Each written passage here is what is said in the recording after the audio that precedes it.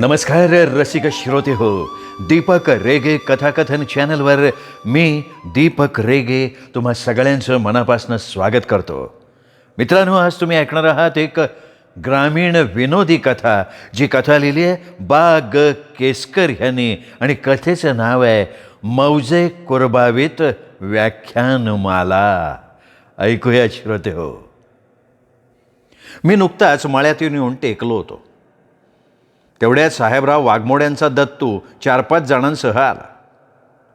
आता आपल्याकडे यांचं सामुदायिक काय काम असावं याचा मनाशी विचार करत मी घोंगडी टाकली आणि या आज कशी काय वाट वाकडी केली असं त्यांना म्हणालो. नाही, वाट वाकडी नाही, सरळ चालू आहे. कर. दत्तूनं ऐसपैस बैठक मारत म्हटलं. दुसऱ्यानं त्याला दुजोरा दिला. बरं बसा, आत्ताच रानातनं आलो आहे असं म्हणत मी आत गेलो. तोंड धुवून पाणी प्यायलो. पाण्याचे 2 तांबे बाहेर पाठवून मंडळीला 5-6 कप चहा करायला सांगून बाहेर येऊन बसलो. हां बोला, काय ठराव मांडलाय?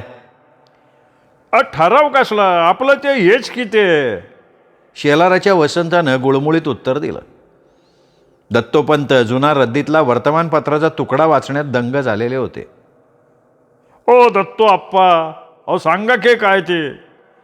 खालच्या आळीतला चव्हाणाचा प्रकाश म्हणाला तसा दत्तो आप्पानं पेपर बाजूला टाकला आणि माझ्याकडे बघत म्हणाला, बाबूराव यंदा हनुमान जयंतीला व्याख्यानमाला ठेवावी असं आमचं म्हणणं आहे. मी चांगलाच उडालो की. हनुमान जयंती म्हणजे तमाशा, भेदी गाणं, कुस्त्या, झालंच तर बैलगाड्यांच्या शर्यती, पण चक्क व्याख्यानमाला म्हणजे? अहो, मला साक्षात हनुमानराया व्याख्यानमालेच्या अध्यक्षाच्या खुर्चीत बसलेत, दत्तो आप्पा प्रास्ताविक करतायत असं दृश्य दिसलं. मी जरासा हसलो. का असं आहे? काय झालं तुम्हाला? अहो, दर साल तमाशा नाचगाणं आहेच की, पर काहीतरी समाज शिक्षण झालं पाहिजे ना. ज्ञाने सरांनी म्हणलंच आहे ना, अवघे शहाणे करून सोडावे सकळ जन. दत्तो आप्पा म्हटला तसं टोपी काढून डोकं खाजवणारा मुलाण्याचा निजाम चट दिशी म्हणाला, आप्पा, ज्ञानेसर नाही, ते मानेसर हायस्कूलला आहेत तेच ना. तसे सगळे हसले. अरे निजाम्या, नाही त्याच्यात मधी तोंड घालू नये. अरे ज्ञानेसर म्हणजे माऊली ज्ञानोबा, गुरुजी नाही काय हायस्कूलचं? या आईला. चव्हाणाच्या प्रकाशनं त्याला झापला. हा आणि काय हो, व्याख्यानं ठेवायची. त्या कारणानं कसं होतं, मोठी लोकं बी येतील गावात. दुसरं आपलं खर्चात बचत हो, कामात काम बी होऊन जाईन. राहिलेल्या पैशातनं तालीम बांधून घेऊ कसं.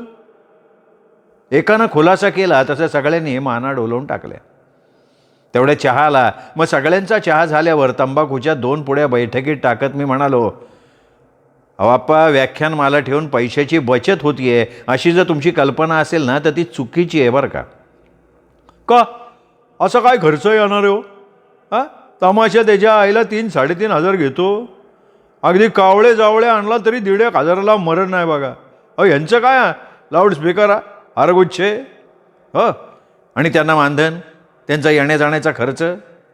मी विचारलं. नाही, येण्या जाण्याची वाट खर्ची देऊ का आपण त्यांना? जाधवाचा पांडा म्हणाला, देऊ की म्हणजे? अहो द्यावंच लागतंय जाणं येणं, आणि वर मानधन सुद्धा. मानधन म्हणजे जागरणागत, तमासावाल्यागत यांची बी सुपारी असती होय? आपण डोळे मोठे करून विचारलं. सुपारी नाही हो, पण काहीतरी पैसे द्यावेच लागतात ना. मी म्हणालो तसं अचंब्यानं सगळे माझ्याकडे बघायला लागले. टोपी काढून डोकं खाजवत दत्तोपंत जरा वेळानं म्हणाले, आईला मी म्हणतो यायचं जायचं भाडं दिलं आणि जेवायला घातल्यावर भागत असेल यांचं. आता आपला आमदार साहेब, सभापती साहेब त्यांच्याबरोबर येतात ना, ती कवा पैसे मागतात का? तासच्या तास तिथं 2 तास बडबड करतात. आम्ही कवा काय म्हणलंय का? तेच म्हणतोय मी. नुसतं बोलायचं राव, त्याला बी पैका पडतो म्हणे की. निजाम परत म्हणाला, अरे लेका, तू जीव घ्यायला बी धान्य मागतो, मग ती तर सकळ जन शहाणे करून सोडतात ना. नाही बघा, त्याचं काय आहे, इतक्या लांब नोकरी कामधंदा बुडवून यायचं, त्यामुळे आपण फुलना फुलाची पाकळी द्यायलाच पाहिजे ना. अहो त्यांचं वाचन, त्यांचा अभ्यास, मी त्यांना समजून सांगायला लागलो. बरं तसं का म्हणा बरं पर खर्च काय येईन सांगा, काढा की बजेट. हा दत्तू आप्पानं माघार घेत विचारलं. व्याख्यानमाला करायची आपल्याला, म्हणजे 5 दिवस का 7 दिवस त्याच्यावर अवलंबून आहे ना खर्चाचं. नाही चांगला दणक्या सप्ताह होऊन दे की त्याच्या आईला. दत्तू आप्पा मांडीवर थाप टाकत म्हणाला, सप्ताह करायचा म्हणजे 7 वक्ते आले. आता 7च आहे, नाही म्हटलं तरी मानधन 7 दुने 1400 आणि वरप्रवास खर्च, त्यातून कुठून कुठून बोलवायचे त्याच्यावर तो खर्च अवलंबून आहे, नाही का? थांबा थांबा थांबा, माझ्या काय ध्यानात आलं नाही. 7 दुने काय म्हणला तुम्ही? दत्तूनं विचारलं. अहो प्रत्येकाला 200 रुपये, म्हणजे 7चे 1400 नाही का झाले? अयो, प्रत्येकाला 200ची सुपारी होय? सुपारी काय म्हणताय? मानधन म्हणा ना, मानधन. अहो त्याचा बाप त्योच की, मान बी त्यांना धन बी त्यांना. बाबूराव तुमच्या वळकीनं काय कमी करताल की, आहे का नाही? एवढं ऐकत नाही होय तुमचं? नाही म्हणायचं त्यांना, पहिलं साल आहे, या बारीनं जरा स्वस्त महाग बघा, एकदा रांकलं लागल्यावर मग घाईच की. अहो आप्पा, ही काय भाजी बिजी आहे का घासाघीस करायला? त्यातनं बघू आपण, तरीसुद्धा 100-150 द्यावे लागणारच. आईला 150 म्हणलं तरी 1000 रुपये यांचीच बक्षिसी होती. या आईला एवढ्याच बारशीचे 4 ताफे येते न राव, 4 रात्री निसता दणका. निजाम म्हणाला. पण दत्तूला व्याख्यानमालेनं चांगलं झपाटलं होतं. अलीकडे पेपर वाचायची खोड त्याला लागली होती. त्यात नेहमीच आज अमक्या गावच्या व्याख्यानमालेची सुरुवात, तर कुठे समारोप, तर कुठे कोण काय म्हणालं याची ठळक बातमी असायची. फोटो असायचे व्याख्यानमालेचे.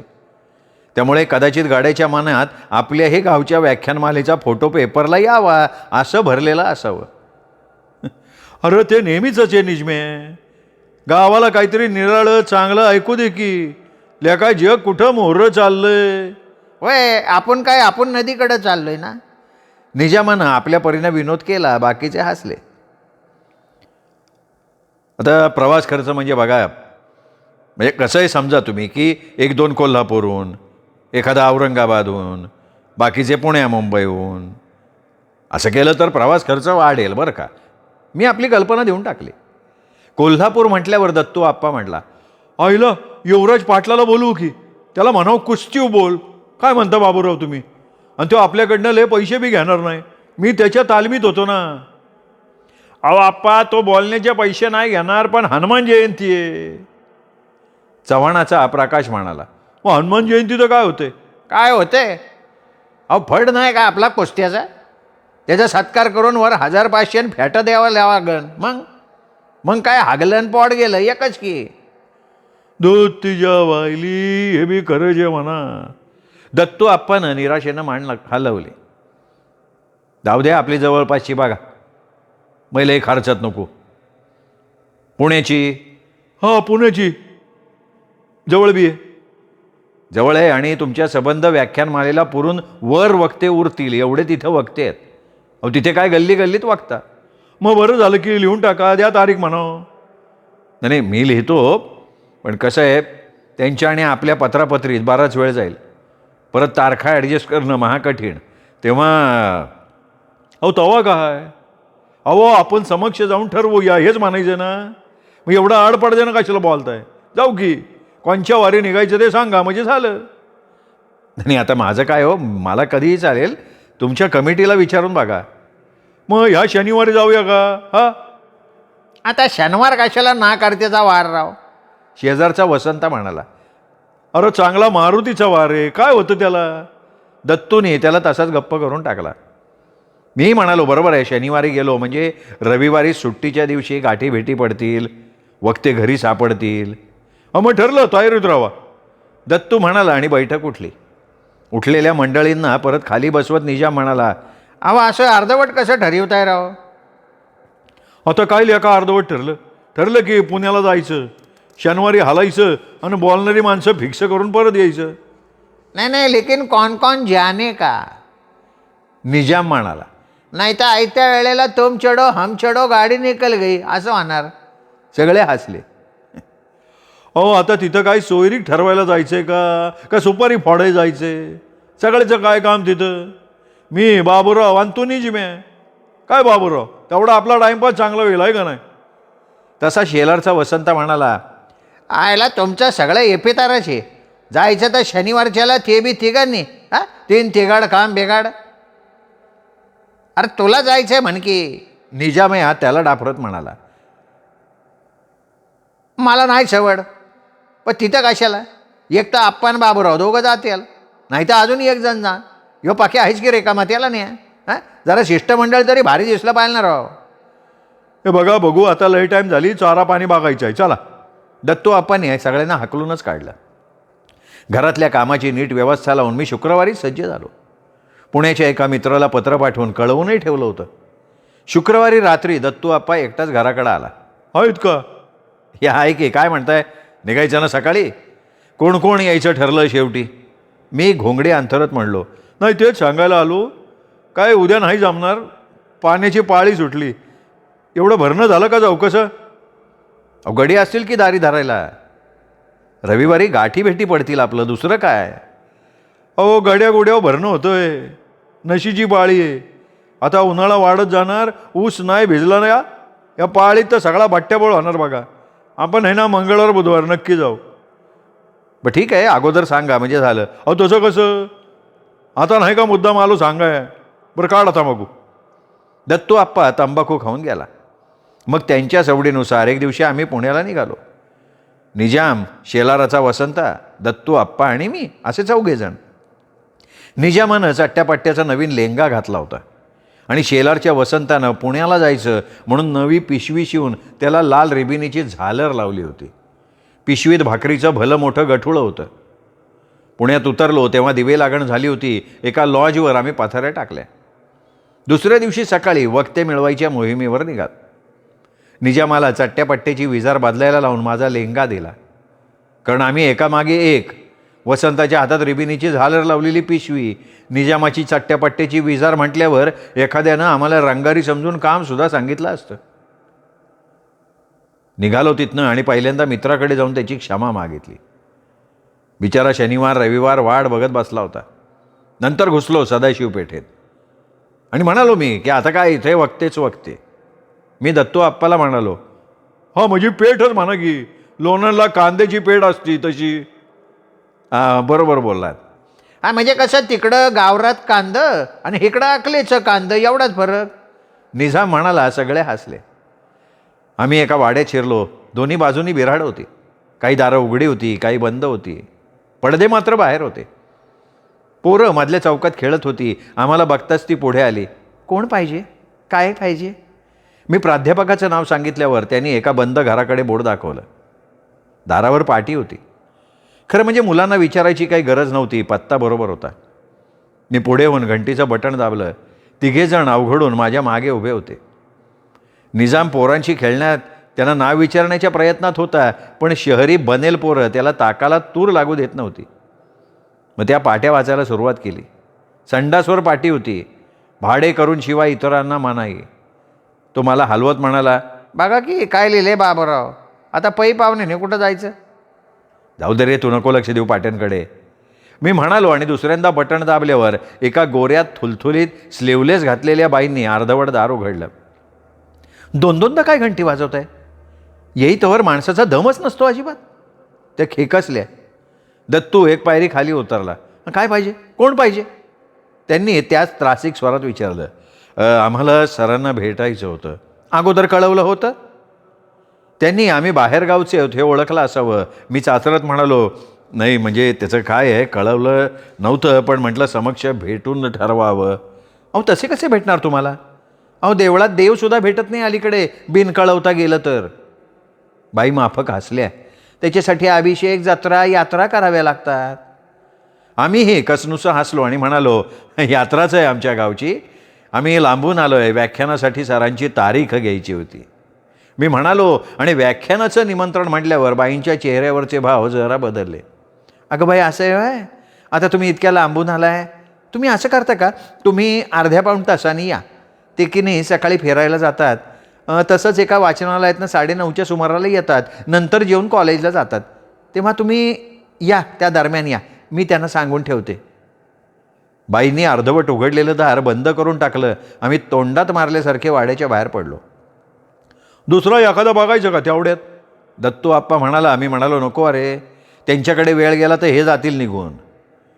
तेवढ्यात हॉटेल बघून निजामानं हॉटेलात जायचा ठराव मांडला आणि आमचा वेळ कसा घालवायचा हा प्रश्न सोडवला. बरोबर अर्ध्या तासानं आम्ही वाड्यात परत आलो. परत घंटीचं एकदाच बटण दाबलं. यावेळी दार लवकर उघडलं गेलं, नीट उघडलं गेलं. मगाशच्याच बाई तोंड भरून हसत या या या बसा असं म्हणत आत गेल्या. जाताना म्हणाल्या, आलेत हो सर, आलेत, या तुम्ही जरा बसा हां. आम्ही खोलीची शोभा बघत बसलो. जाड्या जोड्या ग्रंथांकडे बघत बसलो. निजाम आणि वसंता खुर्चीवर पाय घेऊन मांडी घालून बसले होते. सर तोंड पुसत बाहेर आले. चष्म्याच्या वरून त्यांनी आमच्याकडे बघितलं. आम्ही सगळ्यांनी एकदम नमस्कार, म्हणजे मी नमस्कार आणि बाकीच्या तिघांनी रामराम केला. अस्फुटसं हसत त्यांनी चष्म्यातनं निजाम आणि वसंताकडे रोखून बघितलं. ते दोघं इकडे तिकडे बघू लागले. तसे सरच म्हणाले, तेवढे पाय खाली घ्या. हां असं. बोला आता काय काम आहे? थोडक्यात आणि स्पष्ट सांगा, मला वेळ नाही आहे. मी घसा खाकरला, साफ केला. त्याचं काय आहे सर, की आमच्या गावची हनुमान जयंतीची यात्रा असते. सगळा गाव त्या यात्रेत भाग घेतो. अहो मग तुम्ही वाट चुकलात. तुम्ही तिकडे आर्यभूषण किंवा नारायणगाव गाठायचं ना. सर मला मध्येच तोडत म्हणाले, तेच तेच तेच सांगतोय सर. हे हे हे आमच्या गावचे तरुण पुढारी दत्तोपंत वाघमोडे. तर ह्याने ठरवलं की जत्रा म्हणजे तमाशा वगैरेत पैसा उडवायचा, त्यापेक्षा आपण व्याख्यानमाला ठेवूया. लोकशिक्षण व्हायला पाहिजे. वा वा वा वा, चांगला आहेस, चांगला आहे. स्तुत्य उपक्रम आहे. नवनिर्माणाच्या पाऊल खुणा भासमान होतात. सर बोटाने मांडीवर ताल धरत म्हणाले. निजाम वसंत दोघांना काहीच कळालं नाही. ते येड्यासारखे सरांच्या तोंडाकडे आ वाचून बघत राहिले. खिडकीतून आलेली काही चिलटं त्यांच्या तोंडात गेली तेव्हा गपकन त्यांनी तोंडं मिटली. तर सर त्यातलं एक पुष्प आपण गुंफायचं आहे. मी पण केव्हा आहे तुमची ही व्याख्यानमाला? आहे हनुमान जयंतीला, म्हणजे त्या दरम्यान आगे मागे. नाही पण म्हणजे नक्की कुठल्या महिन्यात? म्हणजे इंग्रजी महिना सांगा बरं का. काय झालं आहे, माझं अलीकडे इंग्रजीचं वाचन जास्त असतं. चाले ते आपले सण महिने आणि इंग्रजी तारखा याचा मेळ काही डोक्यात घेत नाही बरं का. सर हसत हसत म्हणाले, हनुमान जयंती चैती पुनवला, तिथनं सुरुवात करून मोर 5-7 दिवस. निजाम म्हणाला.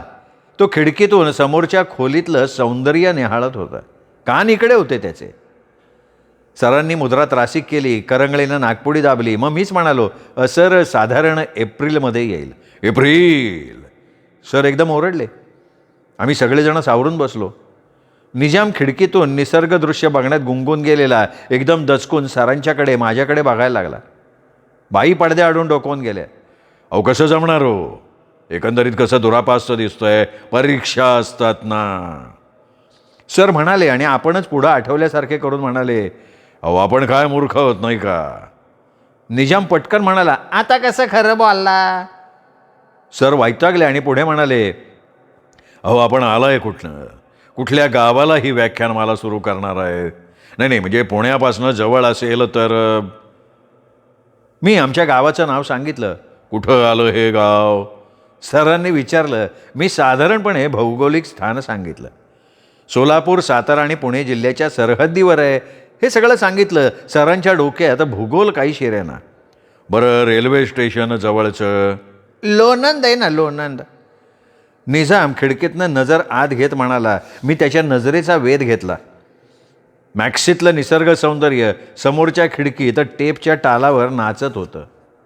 लोणंद ऐसी म्हणजे ते पुणे मिरज मार्गावर? तेच नाही तर सर भिगवण बी आहे बरं का. दत्तू आप्पा म्हणाला. आता भिगवण म्हणाल्यामुळे सरांचा फार गोंधळ उडाला. त्रासिक मुद्रा करून ते म्हणाले, भिगवण. पुणे सोलापूर लाईनवर बघितल्यासारखं वाटतंय. अरे काय आहे? लोणंद काय, भिगवण काय? अहो नक्की आहे कुठे हे कुग्राम? नाही त्याचं काय आहे सर, लोणंदहून पुणे पंढरपूर रस्त्यानं नात्यापुत्यापर्यंत एस टीने यायचं. तिथे एस टी बदलायची. नात्यापुत्याहून 3 गाड्या आहेत आमच्या गावाला. आणि भिगवणहून आला तर भिगवणहून वालचंदनगरला यायचं आणि तिथून एस टी बदलून वालचंदनगर नातेपुते गाडीनं चंद्रपुरीला उतरायचं. मग 1-2 किलोमीटर उत्तरेकडे चालायचं. हां, पण आम्ही तुम्हाला चालायला नाही लावणार हां, तिथे बैलगाडी ठेवू आम्ही. मी खुलासा केला. नाही तर असं करा ना गुरुजी, बारामतीपर्यंत रेल्वे आहे, तुम्ही बारामतीपर्यंत या. दत्तू आप्पा म्हणाला. पण या खुलाशामुळे आणि गावांच्या 17 नावांमुळे त्यांचा फार गोंधळ उडाला. महाराष्ट्राचा भूगोल त्यांच्या डोक्यात उलटापालटा झाला. ते म्हणाले, मी अलीकडे व्याख्यानाची निमंत्रणं सहसा स्वीकारत नाही, पण तुमचा हा शुभारंभ आहे म्हणून नाराज करत नाही मी. असं करा, एक तर टॅक्सीची सोय करा, कारण इथे परीक्षा आहेत. नाहीतर रेल्वेचं फर्स्ट क्लासचं भाडं द्या, रेल्वेच्या वेळा देऊन ठेवा आणि तुमचं काय ते लोणंद का भिगवण तिथे तुम्ही या. मी दत्तू आप्पाकडे बघितलं. त्याने हळूच रेल्वेनं येऊ दे असं सांगितलं. मग मी म्हणालो, आपण भिगवण मार्गे या, मी येतो तिथे तुम्हाला न्यायला. आणि मानधनाचं काय? मी सगळीकडे 251 घेतो, पण आता त्यांनी अख्खे अर्धवट तोडलं. नाही, नवीन आहे सर, तेव्हा जरा मी घासाघीस करत म्हणालो. मग एकदम ते म्हणाले, अहो तुम्ही ऊसवाले ना, मग काय नाही त्या बाबतीत काटकसर कशाला करतोय हा? हो नाही नाही, आम्ही सोलापूर जिल्ह्यातले, ड्राय एरिया आहे साहेब. दत्तू आप्पा गाईगाईत बोलला. मग हो नाही करत आम्ही 151वर सौदा तोडून टाकला. बराच वेळ झाल्यानं सर चुळबुळत होते. तेवढ्यात बाई पडदा सारून बाहेर आल्या. नक्की झालं का तुमचं व्याख्यानाचं?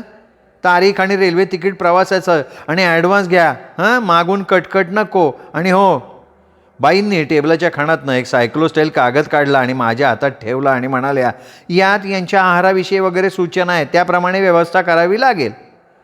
मी मान डोलवली. आणि हे बघा, आता लवकर उठा, तुमचं जेवण व्हायचं आहे, कॉलेज गाठायचं आहे ना, पहिला पिरियड ऑफ नाही आहे आज. हे वाक्य सरांना उद्देशून होतं, तसं आम्हाला निघण्याविषयी होतं. आम्ही उठलो. बरं या या या. सर नमस्कार करत म्हणाले, काय आहे, आम्ही घड्याळाला बांधलेले, तुमचं आपलं बरं आहे शेतकऱ्यांचं. ओके, तर पत्र पाठवून कन्फर्म करा तारीख वगैरे, आणि ते लोणंद का भिगवण ते सुद्धा. हो कळवतो असं म्हणत आम्ही निघालो होतो. तर बाईंनी परत प्रवास खर्च, मानधन, ॲडव्हान्स याची आठवण करून दिली. दत्तूनं 100ची नोट काढून दिली. उठताना मला आठवण झाली, अहो सर, पण मुद्द्याचं राहिलं बरं का. मी खाली बसत म्हटलो. बाई त्रासल्या. सर प्रश्नार्थक चेहऱ्यानं माझ्याकडे बघत राहिले. मी म्हणालो, सर पण कुठल्या विषयावर बोलणार तुम्ही? मला काय, तुम्ही सुचवाल त्या. हनुमान जन्मावर बोला तुम्ही गुरुजी. निजाम एकदम म्हणाला, सर भयंकर वैतागले. गेट आऊट वगैरे म्हणतात का काय, अशी भीती वाटायला लागली. एक तर भारी विषय सुचवला त्यांनी आणि वर सरळ गुरुजी असंही म्हणाला त्यांना. ते सोडून द्या सर, लिव्ह इट सर, तुमच्या आवडीचा कुठलाही सर विषय घ्या सर, चालेल सर. मी त्यांची समजूत काढत म्हणालो. त्याचं काय आहे, तुमची व्याख्यान मला ग्रामीण भागात आहे, तर ग्रामीण समाजाचं सांस्कृतिक उन्नयन हा विषय चालेल का? मी जरा घोटमाळलो. आमच्या गाववाल्यांना काय ढेकळं करणार आहे यातलं. तेव्हा मग तेच म्हणाले, जरा जड वाटतोय नाही का विषय, आपण दुसरा घेऊयात. ते उठले, फेऱ्या मारत म्हणाले, स्वातंत्र्योत्तर ग्रामीण साहित्य. चालेल चालेल, म्हणजे काय आहे, खेड्यातला विषय नाही का हा, मग मला आढावा घेता येईल, मधून काही गोष्टी सांगता येतील. गोष्टी म्हटल्यावर निजामानं आणि वसंतानं कान टावकारले. वय मागा परीस, हा विषय बारा आहे बरं का. निजाम म्हणाला. त्याच्याकडे पूर्ण दुर्लक्ष करत सर म्हणाले, बघा हे 2 विषय आहेत, मला पहिला अधिक योग्य वाटतोय, तुमचं ते लोकशिक्षण वगैरेच्या दृष्टिकोनातनं. मी जरा सोपंही करून सांगेन. चालेल, काय तुम्ही ठरवाल तो विषय, मी म्हणालो. काय दत्तो आप्पा? होय की, आता आम्हाला तेवढं काय कळतं त्यातलं, पण तुम्ही या आणि तुम्ही बोला. सरांनी मान हलवली. आणि पत्र टाका बरं का. ठीक आहे, या आता, असं म्हणाले. आम्ही बाहेर पडलो. आईला काय माणसं आहेत राव, इतक्या वाढवळ बसलो, पण चहा काय, साधं पाणी बी विचारलं नाही.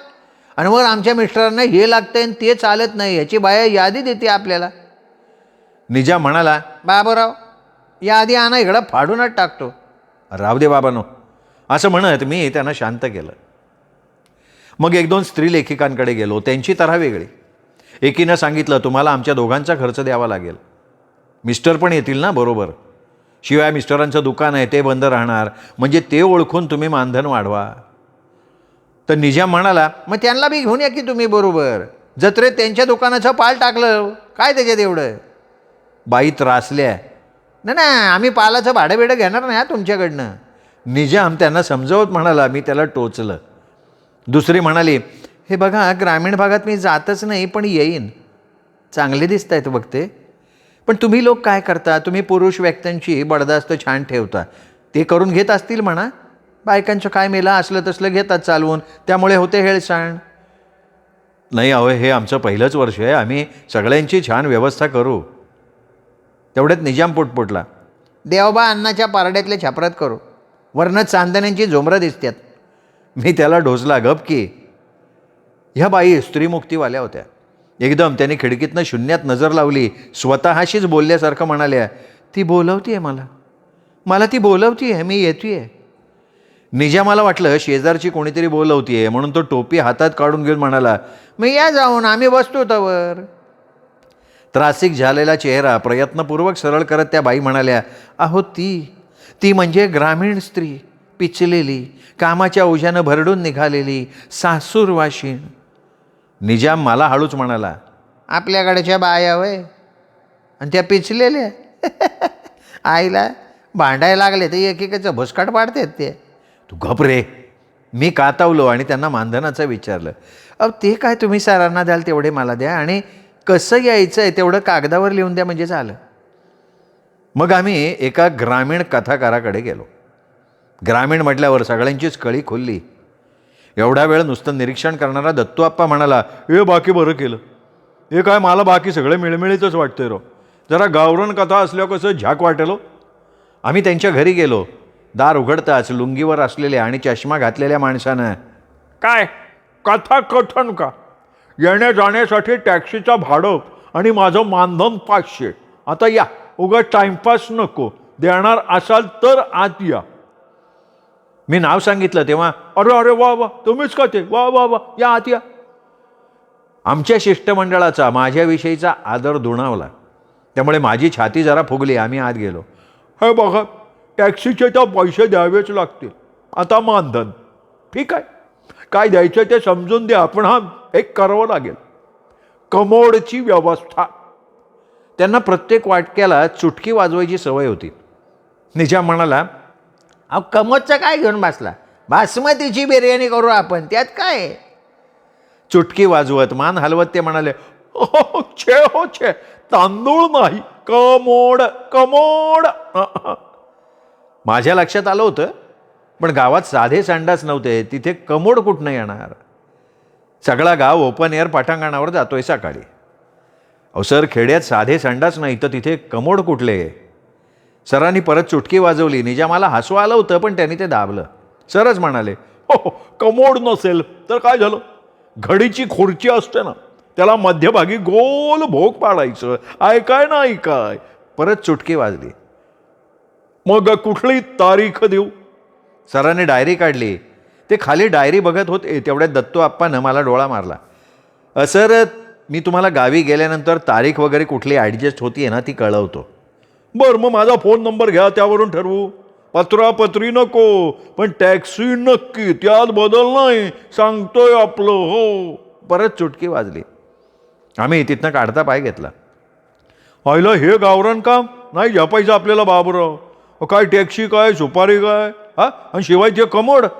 आईला आपली एक खुर्ची बाद करून टाकायची. छे छे छे छे छे छे छे छे छे. नाही आणि ती खुर्ची ठेवायची कुठं? आपल्याकडं कुठं संडाशी? का पंचायतीचा शिपाई खुर्ची घेऊन वगळीला पुढं आत तांबे घेऊन सर त्याच्या मागं पाळतात असं दाखवायचं आहे? निजाम खो खो हसत म्हणाला. पुण्याच्या रस्त्यावरची बाकीची माणसं आमच्याकडे बघायला लागली. परत आम्ही कशाला त्यांना फोन करतोय? व्याख्यानमालेचा प्रारंभ प्राध्यापकांच्याच व्याख्यानानं होणार होता. तो दिवस उजाडला. प्राध्यापकांना घेऊन मी दुपारच्या आत गावी पोचलो. दत्तूचं मळ्यात एक घर होतं, तिथे वक्त्यांना उतरवायचं असंच ठरलेलं होतं. मारुतीच्या देवळापुढच्या पटांगणात स्टेज होतं. लाऊडस्पीकरवर संध्याकाळपासून गाणी चालू झाली होती. शेलाराचा वसंत दत्तू आप्पाची बुलेट घेऊन वक्त्यांना सभास्थानी आणण्यासाठी गेला. दत्तू आप्पा आणि सोसायटीचा सेक्रेटरी माझ्याकडे आले. काय हो? मी त्यांना विचारलं. त्याचं काय? दत्तू आप्पा म्हणाला, सोसायटीची काहीतरी सभा घ्यायला पाहिजे म्हणतात सेक्रेटरी. बरं मग कसलं तरी पॉट नियम मंजूर करून घ्यायचे नाही कर? दत्तू आप्पांनी सेक्रेटरीला विचारलं. हा, पॉट नियम दुरुस्त करून घ्यायला साहेबांनी सांगितलं. सेक्रेटरी म्हणाला, आता मला व्याख्यानमालेचा आणि सोसायटीच्या पोटनियम दुरुस्तीचा काय संबंध ते समजेना. माझा गोंधळलेला चेहरा बघून दत्तोपंतांनी खुलासा केला. अहो बायलीच्या सभेला सभासद येतच नाही तो. काय बी करा, दौंडी द्या, नाही तर घरोघर जाऊन सांगा, येत नाहीत म्हणजे येतच नाहीत सभेला. कर्ज वाटपाच्या टायमाला मात्र 10 हेलपाटं घालतात. सेक्रेटरी पुढे सांगायला लागले. तवा या सभेत ती बी उरकून घ्यावं, म्हणजे आमच्या डोक्यावरचा भार हलका कसं. नाही कसंही करा ना, मला काय. दत्तू अप्पा व्याख्यानमालेचे अध्यक्ष आहेत, सोसायटीचे चेअरमन सुद्धा तेच आहे, तेव्हा बघा. तेवढ्यात वक्त्यांना घेऊन फटफटी आलीच. कसं तरी खाली उतरत पाहुणे म्हणाले, अहो काय हो हिसके हे, रस्ता आहे का खड्डे तेच कळेना, त्यात तुमचे हे पैलवान, त्यामुळे भाषणाआधी माझी कंबर खचली. ते हसले. मी हे आपलं उगाच ह्या केलं. हळूहळू सभेला माणसं येऊन बसली. दत्तू अप्पा व्याख्यातोय, मी आणि सेक्रेटरी स्टेजवर बसलो. व्याख्यातोय आता आपला परिचय सत्कार वगैरे होईल म्हणून वाट बघत असावेत. तर सेक्रेटरीने मागीच्या सभेचं प्रोसिडिंग खड्या आवाजात वाचायला सुरुवात केली. वक्ते चुळबुळ करायला लागले. तसं दत्तू अप्पा कानाशी तोंड देऊन पण मोठ्यांदा म्हणाला, पहिल्यांदा आमच्या सोसायटीची सभा उरकून घेऊ, मग तुमचं आख्यान होऊ द्या. आख्यान नव्हे हो, व्याख्यान. तेच हो. दत्तू अप्पा मिशी पिळत म्हणाला. हा सगळा संवाद लाऊडस्पीकरवरनं ऐकायला आला. यथावकाश सेक्रेटरीचं प्रोसिडिंग, पोटनियम दुरुस्ती वाचन संपलं. दत्तू अप्पानीच 2 नावं सूचक अनुमोदक म्हणून घ्यायला लावली आणि ठराव पास म्हणून जाहीर करून टाकलं. मी वक्त्यांचा परिचय करून दिल्यावर वक्ते बोलायला उभे राहिले. तोपर्यंत मागची बरीच मंडळी उठून गेली सुद्धा होती. तरी पण वक्त्यांनी ग्रामीण संस्कृतीचं उन्नयन ह्या विषयावर व्याख्यान करायला सुरुवात केली. प्रास्ताविक, विषयाचा परिपोष, उपसंहार ह्या मार्गानं त्यांचं भाषण सुरू झालं आणि सगळ्यांना झोपा यायला लागल्या. काय म्हणतायत तेच कुणाला काही कळेना. समोरची माणसं आ करून वक्त्यांच्याकडे बघायला लागली. मागची बुडं झटकत उठून जायला लागली. दत्तू अप्पाचं डोकं गरगरायला लागलेलं असावं. सांस्कृतिक उन्नयाच्या कल्पना विशद करता करता सरांना कसला तरी वास आला. नाकाला रुमाल लावत ते बोलायला लागले. त्यामुळे त्यांचा स्वर घेंगाणं यायला लागला. सभेतनं थोडीशी जास्त झालेला एक जण हेलपटत उभा राहिला आणि बराळत मोठ्यांदा म्हणाला, अरे काय चाललंय, काय कळतंय का कुणाला काय चाललंय? अरे एवढी वर्गणी घेता, काहीतरी कर्मणूक होईना असं आणायचं ना. काय आणलंय पाटील हे? हा, अरे ह्याच्या परिसी इठाबाई आणायची. इठाबाई, अरे पब्लिक खोळक करून सोडला असताना इठाबाईने, आहे का नाही मंडळी? सगळे भय भय असं ओरडले. सभेत कालवा झाला. तसे घामाघूम झालेले प्राध्यापक मठ्ठदिशी खाली बसले. सभा जवळजवळ मोडलीच. दत्तू अप्पानं माईक हातात घेऊन त्याच्या भाषेत समजवायचा प्रयत्न केला, पण कोणी तिथं थांबलंच नाही. आम्ही चौघे आणि लाऊडस्पीकरवाला गोपाळा असे 5 जण एखाद्या मैत्याला जमावं तसं तिथे उरलो. निजाम आणि वसंता हळूच अंधारात ना आले, गपचूप बाजूला उभे राहिले. पाटील, भट्टी बिट्टी जवळ दिसतीये, कसला वास सुटलाय, मला त्यावेळी शंका आली होती. प्राध्यापक म्हणाले. तसा दत्तोप्पा हसत म्हणाला, अहो सर, तो गुराळाचा वास आहे. भट्टी अशी पटांगणात कशाला लावतात बेनी? सदा वाघमोड्याचं गुराळ चालू आहे ना, कढई उतराय आली असन. अच्छा अच्छा, म्हणजे हा गुऱ्हाळाचा वास आहे होय. वा वा वा वा, चला चला बघूया तरी. काय आम्हाला गुऱ्हाळ म्हणजे आपलं रसाचा गुऱ्हाळ माहिती हो. एवढासा ग्लास, त्यात थोडासा रस आणि बर्फाचे मोठे मोठे खडे, हेच माहिती आहे आम्हाला. आम्ही सगळे उठलो. बेंड बाजानं नाराज झालेलो आम्ही मग सरांना गुऱ्हाळात घेऊन गेलो. निजामनं सरांना रसाचा आग्रह केला. अहो काय होत नाही, पाणी आहे पाणी, शिवाय त्यात आलं घातले, लिंबू बी घातले, बाधत नाही ते अजिबात, घ्या तुम्ही. हां, सरही उत्साहित होत म्हणाले, खरी गंमत या रस पिण्यातली. आणि कसं आहे, आमचं शहरात तिकडं काही खरं नाही बरं का. शहरात कसं आमच्याकडे सगळ्या नाड्या आमच्या तिच्या हातात, हे खाऊ नका ते खाऊ नका, चला नुसता वैताग. हो मी प्या की, इथं भरपूर, इथं काय पैसा मोजायचा आहे का काय? सदा वाघमोडे म्हणाला. त्यांनी अजून रस आणायला सांगितलं. मी सरांना सावध करण्याचा प्रयत्न केला, पण सर दावं तोडलेल्या वासरासारखे हुंडारले होते. वर त्यांना फुगवायला आमची निजाम वगैरे मंडळी होतीच. सरांच्या पोटाला तडस लागली. कसे तरी सर उठले. ताज्या गोळाचा बोकाणा भरत. वसंतानं त्यानं फटफटीवरनं माळ्यातल्या वस्तीत सोडलं आणि मी घरी आलो. जेवण करून हात धुवून बाहेर सोप्यावर येतोय तोच वसंता परत फटफटीवरनं आला. घाबऱ्या घुबऱ्या म्हणाला, बाबूराव ते पुण्याचं पाहुणं कसं तरी करायला लागल्यात, चला आईला काय ना बाई झालं म्हणजे मिटवलं, चला लवकर. मला त्यांच्या पत्नीचा हिंस्त्र चेहरा आठवला. तसाच त्याच्या मागे बसलो. वस्तीवर गेलो तर सरांनी सगळा राडा केलेला होता. रसानी आपली कामगिरी चोख बजावली होती. जुलाब सुरू झाले होते. रात्रभर आम्ही पहारा करत होतो आणि सर दत्तू आप्पाच्या शेताला खत देत होते. सकाळी सकाळी दत्तू आप्पानं मनमथ वाण्याची मोटार आणली आणि मला म्हणाला, बाबूराव यांना बैजवार पुण्याला त्यांच्या मंडळीच्या ताब्यात देऊन या आणि तसंच बाकीच्यांना व्याख्यानमाला कॅन्सल झाली म्हणून सांगून या. आपल्याच्यानं परवडणार नाही त्याच्या आईला. आपण आप्पा ते सांगायचं कसं? अहो सांगा काय बी, नाही तर सांगा हो गावात मयत झाली म्हणा, सगळं गाव सुतकाते म्हणा, त्याच्यामुळं पुढं ढकलली म्हणा व्याख्यानमाला. हा पुढच्या तारखानंतर कळवतो म्हणा. तसं खोल आवाजात सर म्हणाले, कारने पोचवताय का मला? थँक्स थँक्स, पण तेवढं मानधन द्या यांच्याबरोबर, म्हणजे आमची ही रागवायला नको. आम्ही सगळे सरांकडे बघत राहिलो. श्रोते मित्र हो, कशी वाटली ही ग्रामीण विनोदी कथा? हा व्हिडिओ लाईक करा. कथा तुम्हाला आवडली असणार माझी खात्री आहे. त्यामुळे व्हिडिओ लाईक करा. मित्रपरिवारात नातेवाईकात शेअर करायला माझी काय हरकत नाही. लगेच करून टाका. आणि हो, मित्रपरिवाराला माझ्या वतीनं आपलं चॅनल सबस्क्राईब करायची विनंतीसुद्धा करा. भेटूयात मित्र हो पुन्हा एकदा वेगळ्या लेखकाच्या वेगळ्या कथेसह. तोपर्यंत नमस्कार मित्र हो.